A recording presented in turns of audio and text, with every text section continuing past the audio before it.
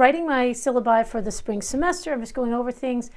And I just wanted to go over, once again, how I use a templatized document to pour in content from the official college course outlines and my own writing. And I have a very successful means of, at least so far, it's been very useful. Let's just say it's an incredibly useful way to present my materials. When you are an adjunct, it is your responsibility to read the course catalog for your department, learn the overall departmental objectives, tie them to the school objectives, and then always find out where your course outlines are. Now, I'm writing a course for Raritan Valley Community College, a spectacular college here in northern New Jersey. And all you need to do is look up the course outlines, and you will find the signed off, the educational committee, whatever it's called in each school, but it is the official document that provides a guideline for any instructor using, teaching that class to write a syllabus. So here's Visual Design 2. I happen to be teaching that this year. This is the bare minimum of what I have to work with when I write my own syllabus. If you have not been given a document of your from the previous teacher, you must go find your course outlines and make sure that your class adheres to things like the learning objectives. Your Gen Ed learning objectives and outcomes, your course learning outcomes, your assessment instruments, you have to go and see what the boilerplate is for each school, and then make sure that you have addressed these items in your syllabus. So the course description is always required.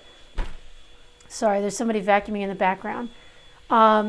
Required text, attendance policy, blah, blah, blah, blah, blah. Of course, grading, statement. I always have a statement that I have the right to change this as long as everything's changed in writing. Never let it be written in stone. But this also has to include Gen Ed education and student learning objectives. So I include those from the course outline. So be sure to note where your course outlines are. That is the term you need to look for, course outlines. These are the official, publicly published documents so that everybody can see what is promised at the very bare minimum, bare bones minimum.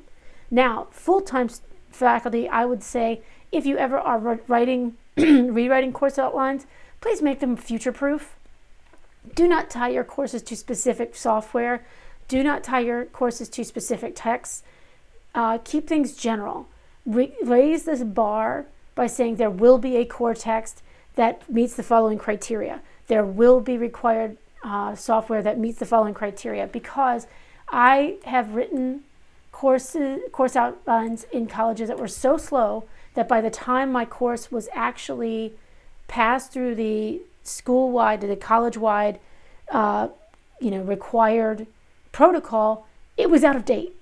And so my outline was already out of date from the get-go. Of course, I could update my syllabus, but for those of you who are writing course outlines, say for a NASAD, accreditation, please be sure to keep them future-proof.